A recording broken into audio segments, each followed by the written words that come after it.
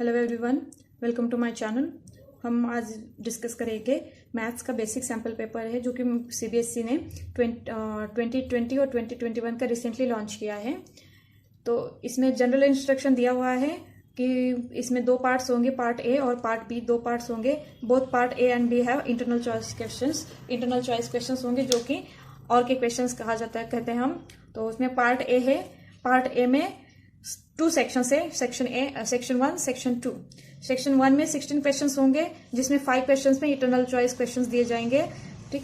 Section 2 में भी 16 questions होंगे जिसमें भी इंटरनल चॉइस क्वेश्चंस होंगे, जो कि स्टडी बेस्ड क्वेश्चन होगा, इमेज बेस्ड क्वेश्चंस आएंगे।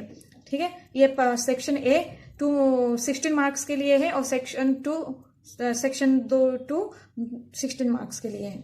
ठीक ना। पार्ट बी क्वेश्चन नंबर 21 से स्टार्ट होता है और 26 तक चलेगा, जो कि 2 मार्क्स का क्वेश्चन होगा।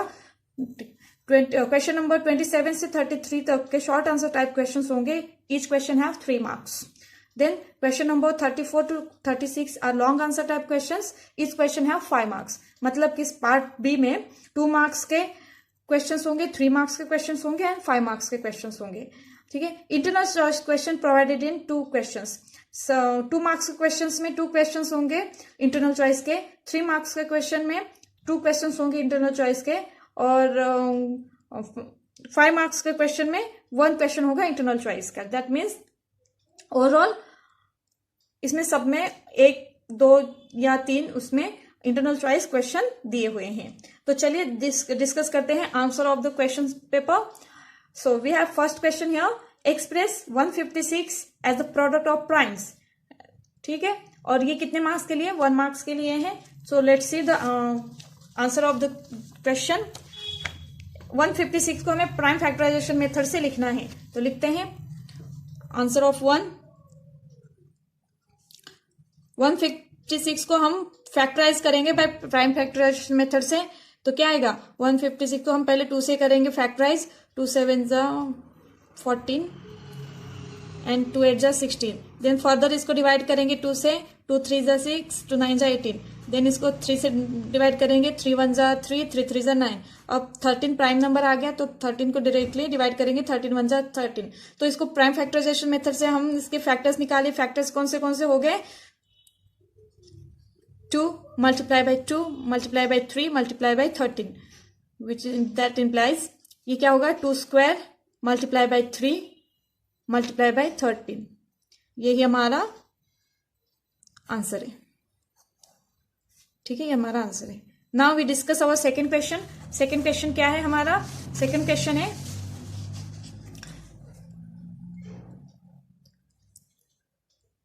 Right the quadratic polynomial sum of whose zeros is 2 and product is -8। ठीक है, जिसमें कि सम ऑफ जीरोस कितने हैं? 2। Answer number 2। Sum of zeros कितने हैं? Is equal to 2 and product of zeros is equal to -8।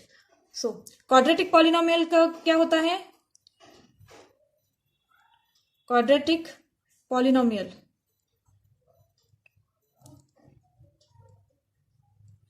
Is equal to क्या होता है? X square minus of sum of zeros multiply by x plus product of zeros, product of 0। ठीक है। अब x square, sum of zeros कितने हैं? Sum of zeros 2 और multiply by x plus product of zeros कितना है? -8। तो क्या होगा? इसको सॉल्व कर लेंगे। X square minus 2x plus minus क्या होगा? -8। यही इज इक्वल टू 0। यही हमारा पॉलिनोमियल इक्वेशन। ठीक है। Now we discuss our third question. Third question है हमारा, गिवन दैट HCF ऑफ 96 and 404 is 4. Find the LCM of the 96 and 404. हमें इसमें HCF गिवन थिंग्स क्या है? Answer number 3। गिवन थिंग्स क्या है इसमें? HCF of 96 and 404 is equals to 4। ठीक है, अब हमें पता है, अब हमें एलसीएम फाइंड आउट करना है, एलसीएम हमें फाइंड आउट करना है। तो product of two numbers, formula है हमारा प्रोडक्ट ऑफ टू नंबर्स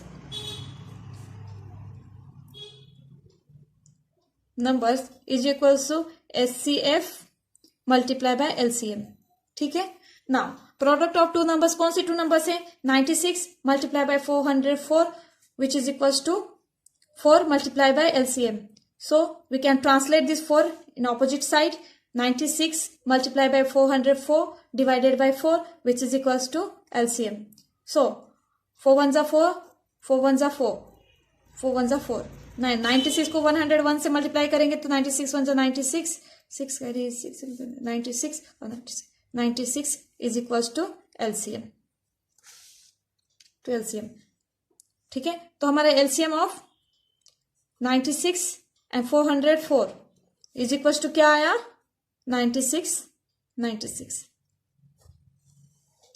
इसी में ही एक और का क्वेश्चन है, इसमें एक और का क्वेश्चन है, क्या है क्वेश्चन डिस्कस कर लेते हैं। और का क्वेश्चन है हमारा, state the fundamental theorem of arithmetic. क्या है, state the fundamental theorem of arithmetic.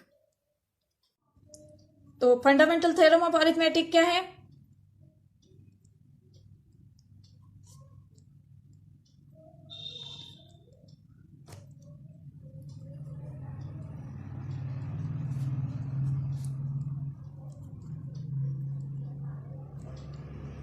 क्या है, every composite number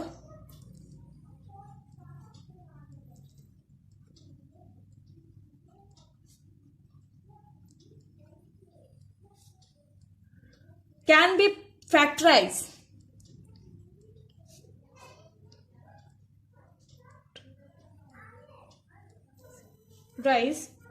as a product of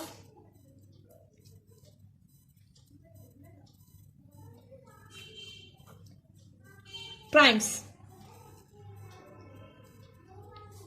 and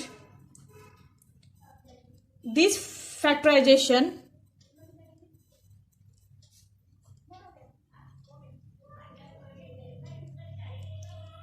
is unique। ये जो फैक्टराइजेशन है ये क्या है, यूनिक होता है, मतलब वही होते हैं। Apart from the order is prime factor occurs, apart from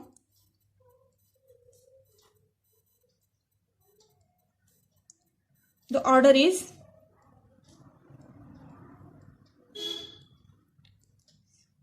prime factor occur।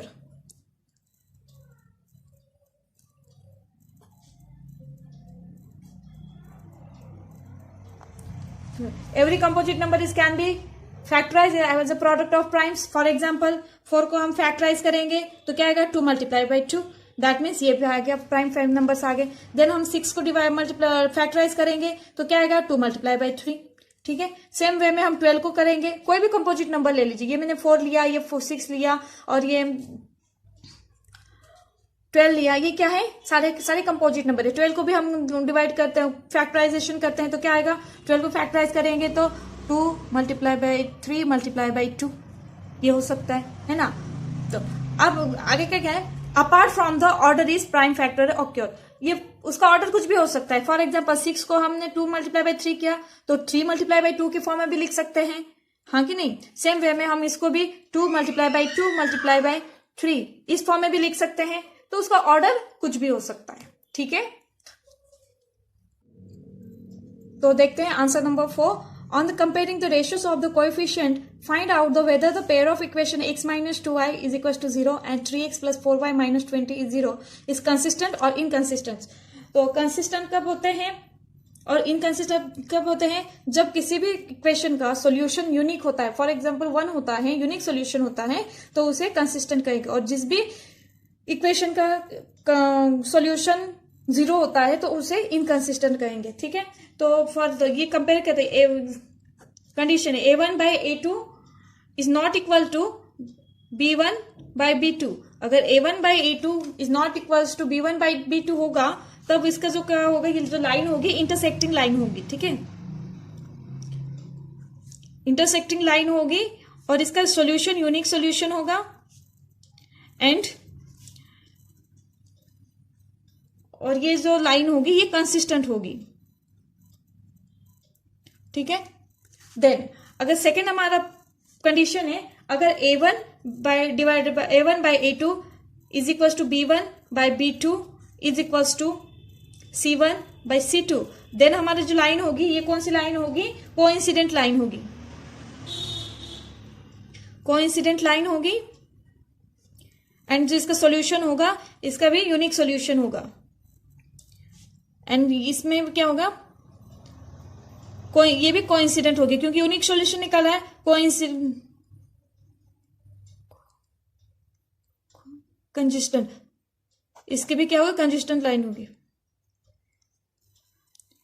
Consistent line होगी, ठीक है। नाउ थर्ड क्वेश्चन,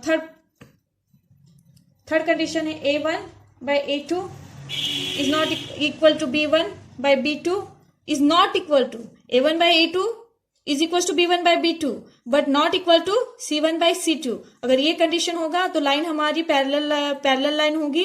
एंड इसका सॉल्यूशन क्या होगा, नो सॉल्यूशन, इसका सॉल्यूशन नहीं आएगा प्रॉपर, नो सॉल्यूशन। एंड ये जो लाइन होगी इनकंसिस्टेंट होगी, इनकंसिस्टेंट होगी। तो देख लेते हैं हमारा a1 क्या है इस इक्वेशन में। a1 हमारा a1 बाय a2 क्या होगा, is equal to 1 by 3, 1 by 3। And b1 by b2 कितना होगा, b1 by b2 minus 2 divided by 4 is equal to minus 1 by 2। And c1 by c2, c1 by c2 is equals to 0 by 20 minus 20। Then अब हमारा पता है इसकी तो value ही 0 आ जाएगी, c1 by c2 0 bye minus 20, तो इस वैल्यू 0 आ जाएगी। देन हमारा a1 divided by a2 and compare करेंगे b1 एंड b2 में करेंगे तो क्या होगा, b1 by b2, b1 and b2, तो ये दोनों इक्वल आ रहे हैं क्या, करेंगे तो कंपेयर करेंगे तो इसका a1 कंपेयर करेंगे तो क्या होगा, इसका a1 को 1 by 3 is not equals to minus 2 by 4। ये भी क्या हो, a1 bye b2 not equal to आएगा, ठीक है, नॉट इक्वल टू आएगा। a1 by a2 is not equal to b1 by b2, 1 by 3 is not equal to 2 by 3।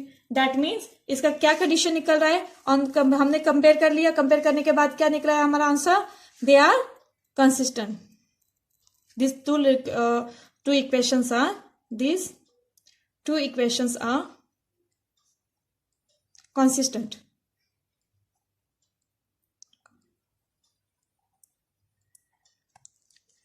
ठीक है, समझ में आया है, ठीक है। अगर नहीं समझ में आया तो आप मुझे कमेंट बॉक्स में कमेंट कर सकते हैं, मैं इसका सिंगल वीडियो भी भेज सकती हूँ, ठीक है।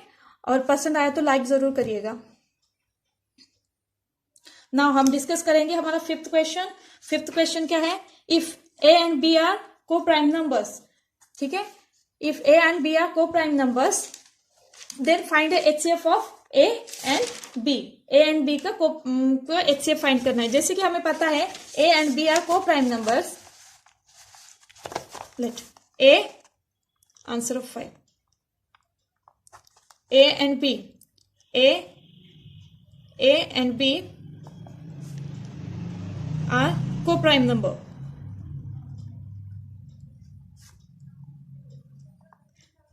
ये को प्राइम नंबर है। को प्राइम क्या होता है, only divided evenly prime number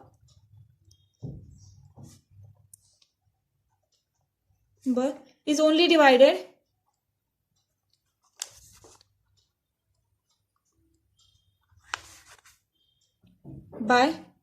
divided by 1 and number itself, 1 and number itself। तो a के हमारे फैक्टर्स कौन से होंगे, a 1 and multiply by a, ठीक है। b के फैक्टर्स कौन से होंगे, 1 मल्टीप्लाई बाय b, ठीक है। अब नाउ इसके HCF क्या आएगा, HCF इज इक्वल्स टू, इन दोनों में कॉमन क्या है, 1 है, तो ये 1 आएगा। HCF क्या होगा, therefore HCF of A and B is equal to 1। तो यही हमारा आंसर है। हमें HCF of A and B का निकालना है, where A and B are coprime number. Coprime किसी भी नंबर का को प्राइम है तो उसका HCF हमेशा 1 ही आएगा। फॉर एग्जांपल 13 और 17 को ले लीजिए। 13 और 17 में को प्राइम नंबर क्या आएगा? 1 ही। ये दोनों को प्राइम नंबर है 13 एंड 17, इसके लिए उसका HCF 1 आएगा। अगर एलसीएम निकालना हो तो क्या कैसे निकालेंगे इसी का? एलसीएम इज इक्वल टू क्या होगा? कॉमन नंबर क्या है? 1 और अनकॉमन नंबर्स कौन से? A and B. तो ये हो गया ए मल्टीप्लाई बाई बी, यही एलसीएम होगा। ठीक है, ये पूछा नहीं गया है, बस ऐसे ही जानकारी के लिए मैंने समझा दिया। ठीक है, ना डिस्कस करते हैं। Find the area of the sector of the circle with radius 6 centimetre if angle of the sector is 60 degree. Suppose this is an circle, एक सर्कल है। ठीक है, अब इसका point centre, point O sector है, sorry centre है, और इससे हमने एक सेक्टर ड्रॉ कर लिया। ये हमारा थीटा है which is equals to 60 degree. Theta की वैल्यू क्या है? 60 degree, A and B points. ठीक है, अब हमें क्या निकालना है? रेडियस गिवन है, इसमें रेडियस कितना है? 6 सेंटीमीटर है। तो हमें क्या निकालना है? इस पार्ट की एरिया निकालनी है। तो कैसे निकालेंगे? Answer number 6। गिवन थिंग्स लिख लेते हैं पहले।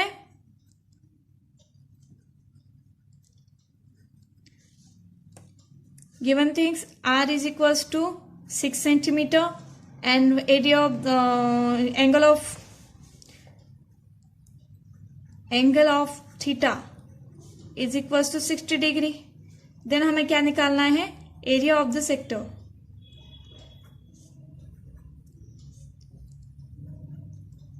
एरिया ऑफ द सेक्टर निकालना है। तो इसके लिए एक फॉर्मूला है, हमें पता है क्या फॉर्मूला है? Theta divided by 360 multiply by pi r square. ठीक है, विच इज इक्वल टू, अगर थीटा की वैल्यू क्या है? 60 divided by 360 multiply by pi की वैल्यू हमें गिवन है। हमें पाई की वैल्यू क्या है? 22/7। 22/7 multiply by r square. R कितना है? 6। आर स्क्वायर को मैंने दो बार लिख दिया। ठीक है, अब हम डिवाइड करते हैं। तो 6 1 जा 6, 6 6 जा 36, और ये 0 एज इट इज आएगा। फिर से इस 6 से डिवाइड करते हैं। 6 1 जा 6, 6 10 जा 60। ठीक है, अब 10 1 जा 10, 10 6 जा 6, तो क्या पेंडिंग रह गया? 6 मल्टीप्लाई बाई 22 डिवाइडेड बाई 7, ये रह गया ना। इसका 6 मल्टीप्लाई बाई 22, 6 2 जा 12, 2 कैरी 1, 6 2 जा 12 plus 1 13, 132 divided by 7। Area of the sector क्या आया? 132 डिवाइडेड बाई 7 cm स्क्वायर। ठीक है, यही हमारा आंसर है। एरिया ऑफ द सेक्टर क्या आया? 132 डिवाइडेड बाई 7 cm स्क्वायर। ठीक, अब हम 6 का और का क्वेश्चन भी डिस्कस कर लेते हैं। क्या बताया गया है? A horse tied a pole with 28 metre long rope, find the perimeter of the field where the horse can graze. Suppose यहाँ पे एक पोल है, ठीक है, वहां पे 28 मीटर लॉन्ग रोप से उस हॉर्स को बांधा गया है। दैट मीन्स यहां से लेके यहां पे 28 मीटर हो रहा है। ठीक है, और इतने ही लेंथ में वो ग्रेज करेगा। हॉर्स जो है इतने ही लेंथ में ग्रेज करेगा। दैट मीन्स 28 मीटर लेंथ में ग्रेज करेगा, मतलब घूमेगा, घूम सकता है। कितना पॉसिबिलिटीज है? इसी लेंथ में ऐसे तो घूम पाएगा। ठीक है, ऐसे तो घूम पाएगा।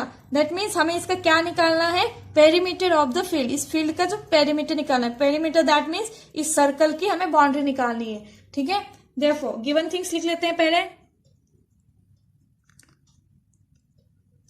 गिवन थिंग्स हमारा इसमें आर क्या हो जाएगा? 28 मीटर। ठीक है, अब इसमें पाई की वैल्यू गिवन है। Pi is equal to 22 divided by 7 given है। और हमें क्या निकालना है? Perimeter of the field.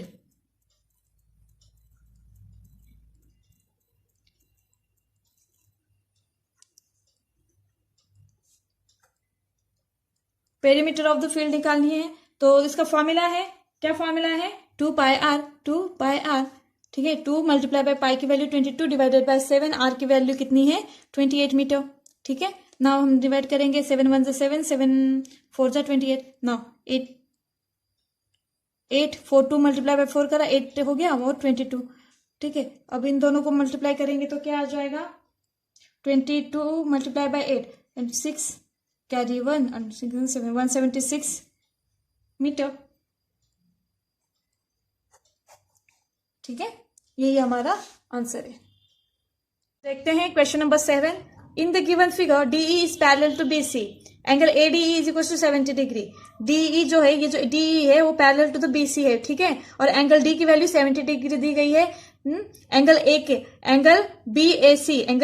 BAC which is equal to 50 degree, BAC की 50 डिग्री दी गई है। देन एंगल BCA, इस एंगल की वैल्यू हमें फाइंड आउट करना है जिसे हमने x ले लिया। ठीक है, DE is parallel to the BC, therefore angle D is equal to angle B होगा। ये एंगल और ये एंगल इक्वल होंगे। क्यों होंगे? क्योंकि ये करस्पॉन्डिंग एंगल फॉर्म होंगे। जो पैरेलल लाइंस के करस्पॉन्डिंग एंगल्स क्या होते हैं? इक्वल होते हैं। तो एंगल बी भी क्या होगा? 70 डिग्री का हो जाएगा। और हमारा गिवन थिंग क्या है? Angle A is equal to 50 degree. ये हमारा गिवन थिंग है। ठीक है, तो अब सेम वे में तो क्या होगा? Angle E is equal to angle C, angle E is equal to angle C होगा, है ना। अब हमें क्या निकालना है? एंगल क्या फाइंड आउट करना है यहाँ पे? एंगल BCA, यही तो फाइंड आउट करना है, ये फाइंड आउट करना है। ठीक है, तो सॉल्यूशन देख लेते हैं। In triangle ADE in triangle ADE angle A plus angle D plus angle E is equal to 180 degree. क्यों? क्योंकि ट्रायंगल फॉर्म हो रहा है, ADE ट्रायंगल फॉर्म हो रहा है। ट्रायंगल के ऑल एंगल्स के समेशन कितना होता है? 180 डिग्री होती है। तो ठीक है, 50 degree plus 70 degree plus angle E is equal to 180 degree. तो फिर 50 को और 70 को ऐड करेंगे तो 120 डिग्री हो जाएगा, plus angle E is equal to 180 degree. देखो angle E is equal to क्या होगा? 180 डिग्री माइनस 120 डिग्री। तो एंगल E की वैल्यू कितनी निकल आएगी? 60 डिग्री। ठीक है, तो हमें पता है angle E is equal to angle C। देखो एंगल C की वैल्यू कितनी होगी? 60 डिग्री होगी।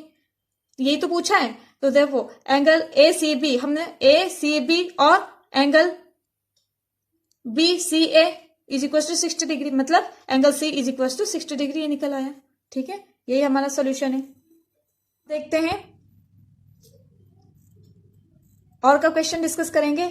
इन the given figure AD is equal to 2 centimetre. ये जो एक फिगर दिया हुआ है AD इज इक्वल टू क्या है? ये 2 सेंटीमीटर है। ठीक है, एंड BD कितना है? ये 3 सेंटीमीटर है। ठीक है, AE कितना है? 3.5 सेंटीमीटर। और AC कितना है? टोटल A और C टोटल कितना दिया हुआ है? ये टोटल 7 सेंटीमीटर दिया हुआ है। तो फिर CE की EC निकल आएगा। EC की वैल्यू, CE की वैल्यू कितनी निकल आएगी? 7 minus 3.5 which is equal to 3.5 centimetre निकल आएगी CE की वैल्यू। यस और नो? देन हमें क्या है? बाय ये जो हमें क्या प्रूव करना है? इस DE is parallel to the BC। DE और ये BC दोनों पैरेलल लाइंस है, पैरेलल है। ये हमें प्रूफ करना है। कैसे प्रूफ करेंगे? अगर if AD and divided by BD is equal to AE divided by EC होगा तो लाइन क्या होगी? पैरेलल लाइन होगी। ठीक है, क्यों? By BPT theorem, by BPT theorem के हिसाब से ये पैरेलल होगी। तो AD की वैल्यू कितनी है? 2 सेंटीमीटर और BD की 3 सेंटीमीटर। और इसकी वैल्यू कितनी है? AE की वैल्यू, AE कितनी है? 3.5 सेंटीमीटर एंड इसकी वैल्यू 3.5 सेंटीमीटर। तो हम अगर इनके कंपेयर करेंगे तो क्या होगा? 1 होगा, ये इसका 1 हो गया। तो ये क्या होगा? 2/3 इज नॉट इक्वल टू 1/1, है ना। 2/3 is not equal to 1/1। therefore DE is not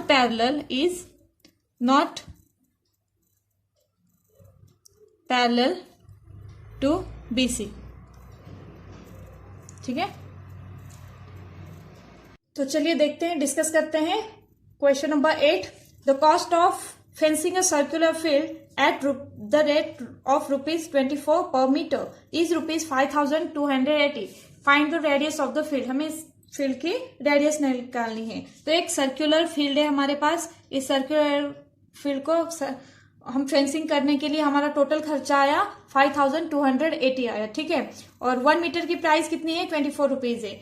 ठीक है, तो हमें इसका क्या निकालना है? Find the radius of this field. हमें इसके रेडियस निकालनी है। तो देख लेते हैं 1 metre of cost multiply by circumference,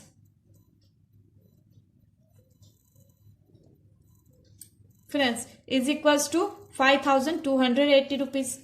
ठीक है, तो 1 मीटर कॉस्ट कितनी है 24, मल्टीप्लाई बाय सर्कमफ्रेंस कितनी है इसकी 2 pi r is equals to 5280।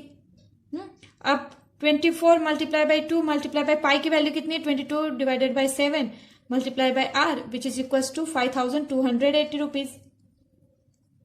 ठीक है ना, अब हम इस 7 को ट्रांसलेट कर लेते हैं ऑपोजिट साइड में और ये सारे के सारे टर्म्स ट्रांसलेट कर लेते हैं। R is equals to 5280 multiply by 7 divided by 24 multiply by 2 multiply by 22।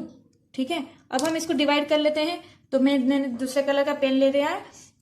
पहले तो हम इस 2 को कट करेंगे, 2 1 जा 2, फिर 2 2 जा 4, 2 6 जा 12,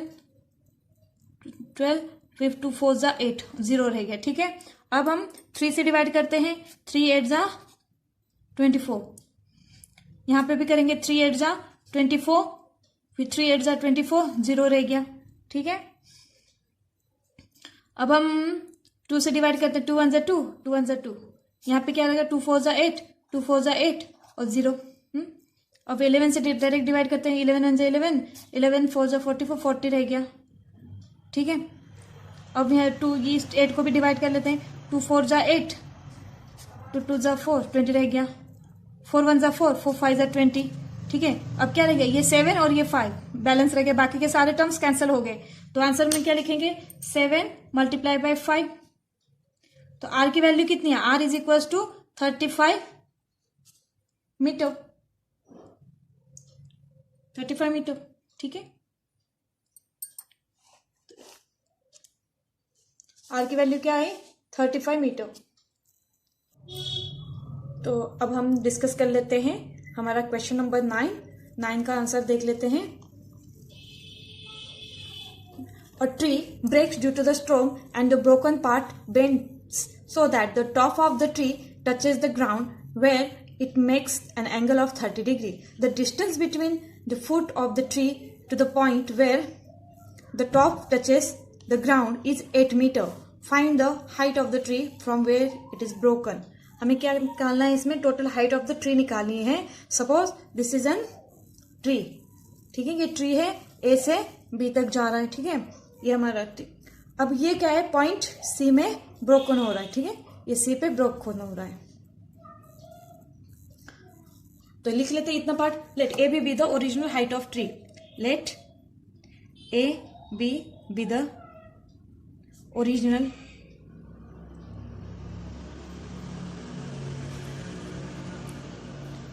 height of the tree.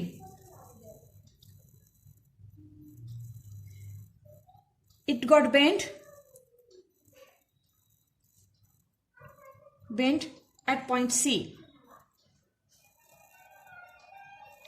Point C. ठीक है, ए बी हमारा ट्री है, ये बेंड हो गया सी पॉइंट में। C B takes the position of C D. ठीक है, ये जो बेंड होके क्या हुआ, नीचे की तरफ आ गया। ठीक है, ये सी डी हो गया। ठीक है, बेंड हो गया और ये यहाँ पे डी में आ गया। ठीक है, पार्ट सी बी टेक्स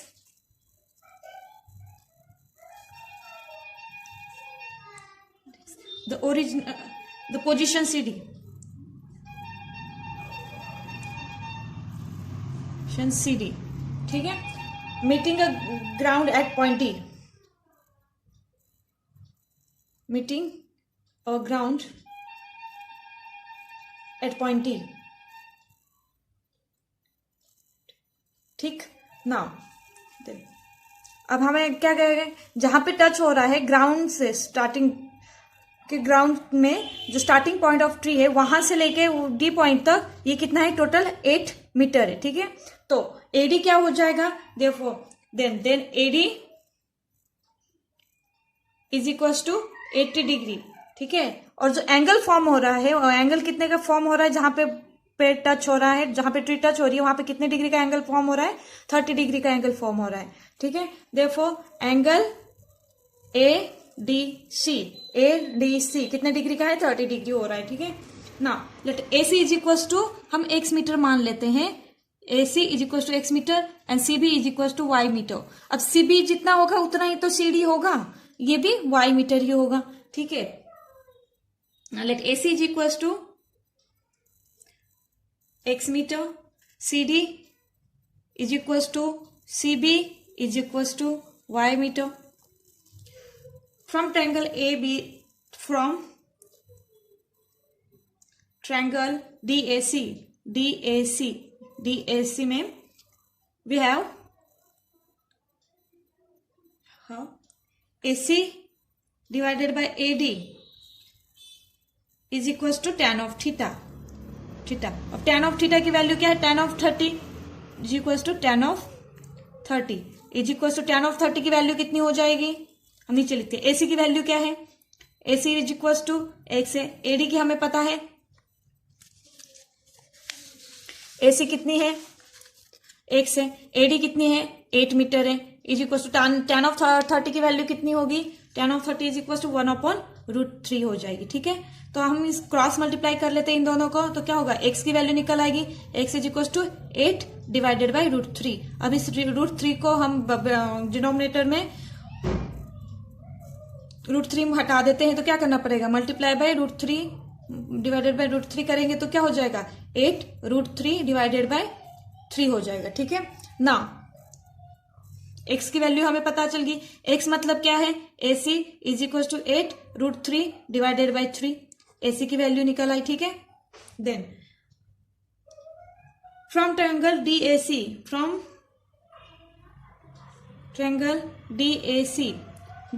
ठीक है, इसमें क्या होगा, CD divided by AD is equal to sec of theta. CD क्या है हमारा, y है, AD क्या है 8 है, सेक ऑफ थीटा कितना होगा, सेक ऑफ 30 होगा, 30 degree is equal to sec of 30 degree is equal to sec of 30 is equal to 2 divided by √3, 2/√3 होगा, ठीक है। देखो y की वैल्यू क्या हो जाएगी, ये 8 ट्रांसलेट हो जाएगा तो 16 डिवाइडेड बाई √3।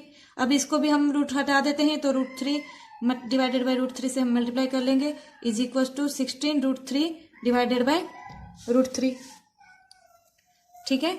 अब ये हो गया, हमें अब ये क्या निकल आया हमारा, y की value, that means CD is equal to CB, लेकिन हमें ऊपर क्या लिखा है यहाँ पे, CD is equal to CB है ना, CD is equal to CB is equal to 16, ये √3 नहीं होगा, √3 हो जाएगा, ठीक है, 16√3 डिवाइडेड बाई 3, ठीक है।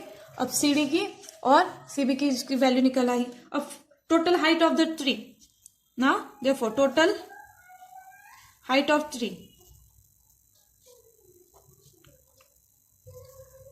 ट्री इज इक्वल टू क्या होगा, AC plus CB is equal to, AC क्या है 8√3 divided by 3 plus 16√3 divided by 3, ठीक है। तो इसमें क्या होगा, 24√3 डिवाइडेड बाई 3, अब 3 से डिवाइड कर लेते हैं, ये कट जाएगा, 8 हो जाएगा, क्या आया आंसर, 8√3 मीटर। देखो total height of tree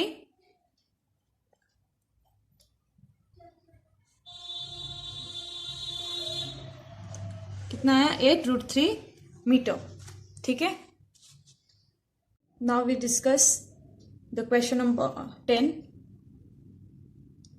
Now answer of 10 question is, if the perimeter and the area of the circle are numerically equal, then find the radius of the circle। Very easy question। तो perimeter का formula क्या होता है, 2πr। पहले statement लिख लेते हैं, तो perimeter and area of the circle are numerically equal।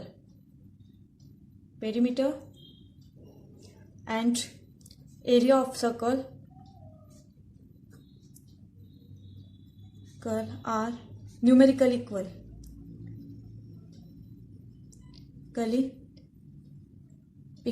Then find the radius of the circle, ये क्वेश्चन है। तो इसका जो स्टेटमेंट है, तो perimeter and area of the circle numerical equal, that means perimeter का फॉर्मूला क्या होता है, 2πr is equal to, area का फॉर्मूला क्या होता है, πr², πr² होता है। Then 2πr is equal to, हम इस r² को स्प्लिट कर सकते हैं, पाई इंटू आर इस फॉर्म में भी लिख सकते हैं, है ना। देन हमारा पता है कि दोनों इक्वल है, दैट मीन्स फाई की वैल्यू तो सब में इक्वल होती है, पाई पाई कट हो जाएगा, ठीक है, और रेडियस भी कट हो जाएगा, ठीक है, और फिर क्या बच जाएगा, 2 इज इक्वल टू आर। अब इसका यूनिट नहीं दिया गया, इसके लिए यूनिट क्या होगा, यूनिट, और एरिया के लिए क्या होता है, यूनिट स्क्वायर होता है। अभी प्रॉपर यूनिट नहीं दिया गया है, इसलिए हम यूनिट कंसिडर करेंगे, तो यूनिट और यहाँ पे यूनिट स्क्वायर कंसिडर करेंगे। तो ये जो यूनिट है इसके साथ एक कट होगा, एक यूनिट के साथ कट होगा, तो क्या बच जाएगा, 2 is equal to r unit.